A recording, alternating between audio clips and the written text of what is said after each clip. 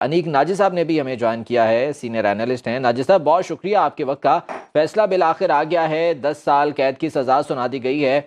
کس طرح سے دیکھتے ہیں آپ اس فیصلے کو، خصوصی طور پر اگر سیاسی لحاظ سے دیکھا جائے تو آپ کے خیال میں کیا امپیکٹ ہو سکتا ہے؟ دیکھیے جی، فیصلہ ایکسپیکٹڈ تھا۔ میرا تو خیال یہ ہے کہ یہ اس طرح کے فیصلے جب بھی آتے ہیں، تاریخ جب بن رہی ہوتی ہے تو کوئی بھی طالب علم ہو تاریخ کا یا سیاست کا، اس کو ایک لمحے کو ٹھہر کے ذرا ماضی کی طرف نظر دوڑانا چاہیے اور ان تمام لوگوں کا کے دعوے یاد کرنے چاہیے جو پہلے دعوے کرتے تھے نہایت یقین سے کہ الیکشن نہیں ہوں گے، یا دعوے کرتے تھے کہ ایک فرد پورے نظام کو الٹا کے رکھ دے گا، یا دعوے کرتے تھے کہ پوری قوم اور ساری مشینری ایک شخص پر اس کی مقبولیت کے آگے ہار چکی ہے۔ تو اس طرح کے دعوے کرنے والوں سے اور یہ جو باتیں کیا کرتے تھے، ایک تو وہ ایکسپوز ہوتے ہیں ایسے ہر بڑے لمحے پہ، جیسے آج کا دن ہے،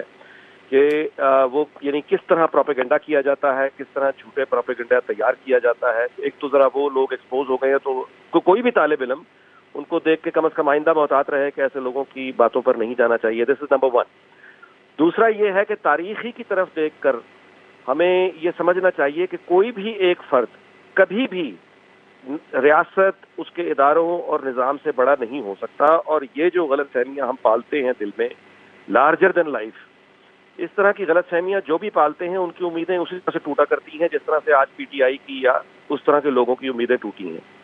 تیسری بات یہ ہے کہ یہ جو سزا ہوئی ہے، اس سے پہلے ہم نے ماضی میں جو سزائیں دیکھی ہیں مختلف رہنماؤں کو ہوئیں، وہ اس سے کہیں کڑی تھیں، وہ اس سے کہیں سخت تھیں، اور وہ سیاسی جماعتیں جو ہیں، مطلب ہے کہ ان میں آپ نے دیکھا کہ وہ صبر کے ساتھ اور حوصلوں کے ساتھ انہوں نے بغیر کوئی فساد کیے یا فساد کی اپیل کیے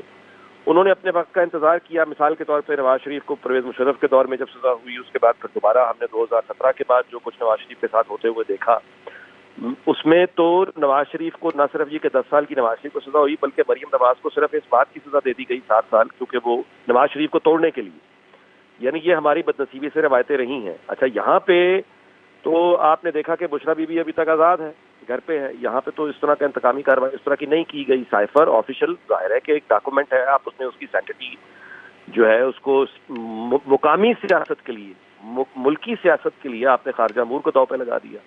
امریکہ جیسے سپر پاور پہ جو ہے وہ پہلے ہی ہمارے تعلقات کو مثالی نہیں ہے، اس پر مزید مقامی سیاست کے لیے اس کا استعمال کیا، اور نہ صرف یہ کہ استعمال کیا بلکہ ایک اس طرح کا جھوٹا بیانیہ بنانے کی کوشش کی گئی، جس میں یعنی ثابت یہ کرنے کی کوشش کی گئی کہ گویا بہت اہم ترین لوگ جو ہیں وہ سازش میں ملک کے اپنے لوگ بیرونی طاقت کے ساتھ مل کے سابق حکومت کے خلاف تھے۔ یعنی یہ بہت بڑے الیگیشنز ہیں۔ اس ڈاکومنٹ کو بنیاد بنا کے جو بیانیہ گھڑا گیا، جو جھوٹ کی عمارت کھڑی کی گئی، جس طرح سے لوگوں کو گمراہ کیا گیا، اس گمراہ کن پروپیگنڈے کا اگر اس کو آپ سامنے رکھیں کہ جس طرح سے پورے ملک کی خارجہ پالیسی، پورے ملک کو داؤ پہ لگایا گیا، تعلقات کو داؤ پہ نہ صرف یہ کیا گیا بلکہ ایک بیانیہ تیار کر کے 9 مئی جیسی حرکت کی گئی، اور لوگوں کو یہ بتایا گیا کہ دراصل وہ تو کوئی یعنی خدا نخواستہ کوئی جہاد ٹائپ چیز کر رہے ہیں اور غداروں سے یعنی ملک کو صحیح۔ بہت شکریہ۔ سینئر تجزیہ کار انیک ناجی صاحب ہمارے ساتھ موجود تھے، سائفر کیس میں اپنا موقف دے رہے تھے۔ سائفر کیس کا مختصر فیصلہ آ گیا ہے۔ سابق چیئرمین پی ٹی آئی اور شاہ محمود قریشی کو 10 سال قید بامشقت کی سزا سنائی گئی ہے۔